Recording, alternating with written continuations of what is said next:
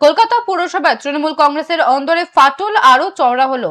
বড় 9 নম্বর ওয়ার্ডের চেয়ারপারসন দেবলীনা বিশ্বাসের পদত্যাগের রেশ কাটতে না কাটতে এবার পদ ছাড়লেন আরো দুই হেভিওয়েট নেতা। কাউন্সিলর পদে থাকলেও বড় 12 নম্বর ওয়ার্ডের চেয়ারম্যান পদ থেকে ইস্তফা দিয়েছেন সুশান্ত ঘোষ। পাশাপাশি পৌরসভার পাবলিক অ্যাকাউন্টস কমিটির সদস্য পদ থেকে ইস্তফা দিয়েছেন অরূপ চক্রবর্তীও। এর আগে দেবলীনা বিশ্বাস পদত্যাগের কারণ হিসেবে অভিষেক বন্দ্যোপাধ্যায়ের সম্পত্তিতে নোটিশ যাওয়া এবং দলের তরফে চাপের কথা প্রকাশ্যে এনেছিলেন। তবে সুশান্ত ও অরূপের আচমকা ইস্তফার নেপথ্যে ঠিক কি কারণ রয়েছে তা এখনো স্পষ্ট নয়। এই মুহূর্তে যে খবরের দিকে নজর রাখছি, বড় 12 নম্বর ওয়ার্ডের চেয়ারপারসন পদ ছাড়লেন সুশান্ত ঘোষ। পিএসসি সদস্য পদ থেকে ইস্তফা অরূপ চক্রবর্তী। দেবলীনা বিশ্বাসের পর আরো দুই হেভিওয়েটের ইস্তফা। কলকাতা পৌরসভার অন্দরে চরম অস্বস্তিতে তৃণমূল।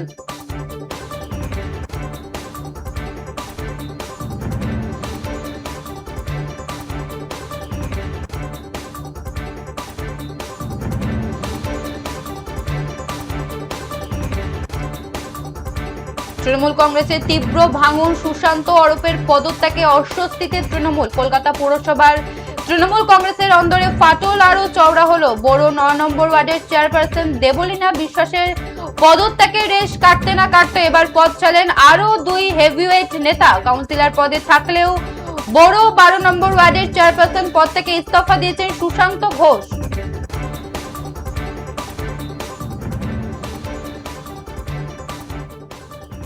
এ বিষয়ে বিস্তারিত জানবো। টেলিফোন লাইনে রয়েছে আমাদের প্রতিনিধি সুকৃতি ভট্টাচার্য। সুকৃতি, দুই হেভিওয়েট নেতার ইস্তফা, হঠাৎ এই সিদ্ধান্ত কেন, কি জানতে পারছো?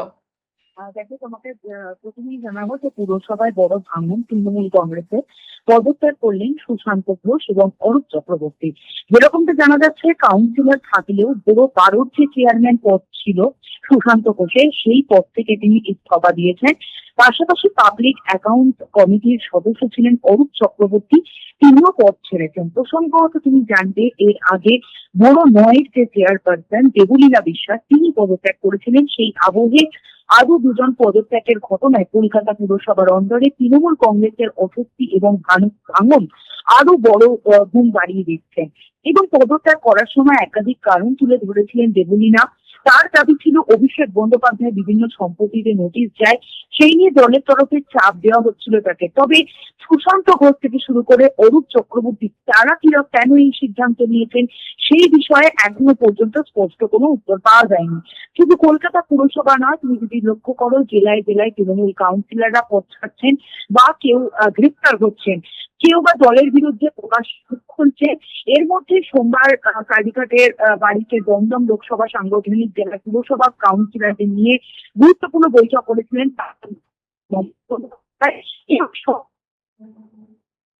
কংগ্রেসের ভাঙন লক্ষ্য করা যাচ্ছে, সেটা বলাই যায়। তার আগে আমরা দেখেছি কাকুলি ঘোষ প্রেসিডেন্ট সমস্ত পদ থেকে ইস্তফা দিয়েছেন।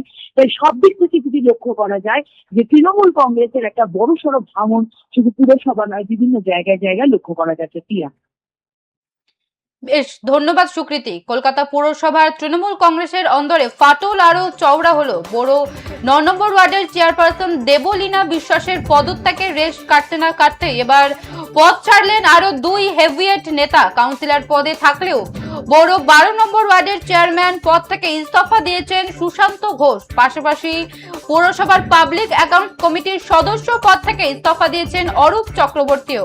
এর আগে দেবলীনা বিশ্বাস পদত্যাগের কারণ হিসেবে অভিষেক বন্দ্যোপাধ্যায়ের সম্পত্তিতে নোটিশ যাওয়া এবং দলের তরফে চাপের কথা প্রকাশ্যে এনেছিলেন। তবে সুশান্ত ও অরূপের আচমকা ইস্তফার নেপথ্যে ঠিক কি কারণ রয়েছে তা এখনো স্পষ্ট নয়।